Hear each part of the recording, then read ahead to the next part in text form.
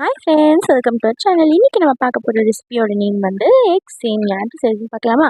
First 2 onion எடுத்து ஃபைனாக சாப் பண்ணி இந்த மாதிரி கடாயில் ஆயில் ஊற்றி அதில் இந்த மாதிரி நல்லா வதக்கிக்கோங்க. வதங்கிட்டக்கப்புறம் 1 tablespoon ginger garlic paste சேர்த்து அதையும் நல்லா இந்த மாதிரி நல்லா வதக்கிக்கோங்க. அப்புறம் 1 டொமேட்டோ எடுத்து ஃபைனாக சாப் பண்ணிவிட்டு இதோட ஆட் பண்ணிக்கோங்க. தென் 1/4 டேபிள் ஸ்பூன் மஞ்சள் தூள், 1 டேபிள் ஸ்பூன் மிளகாய் தூள், அளவு உப்பு சேர்த்துக்கோங்க. சேர்த்துட்டு நல்லா மிக்ஸ் பண்ணிட்டீங்கன்னா அந்த தக்காளி நல்லா வதங்கி வரும். 2 கிளாஸ் ஆஃப் வாட்டர் ஊற்றணும். 1 பேக்கெட் சேமியாவுக்கு 2 கிளாஸ் ஆஃப் வாட்டர் ஊற்றினீங்கன்னா கரெக்டாக இருக்கும். ஊற்றிட்டு நல்லா அந்த தண்ணி கொதிக்கும் போது சேமியா எடுத்து அதில் போட்டுடலாம்.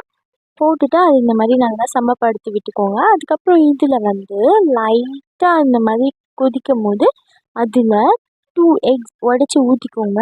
ஊற்றிட்டு அதுக்கப்புறம் ஒரு 5 மினிட்ஸ் லிட் போட்டு மூடி வச்சுருங்க. அண்ட் தென் ஓப்பன் பண்ணிங்கன்னா லைட்டாக வெந்த மாதிரி இருக்கும். அப்போ நீங்கள் என்ன பண்ணுவீங்கன்னா இது சைடில் இருக்க சேமியாவாக எடுத்து அதில் போட்டிங்கன்னா உள்ளே சொல்ல சூப்பராக வெந்துருங்க.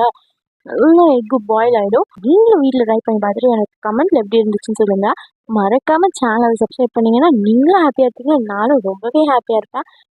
டாடா பாய்.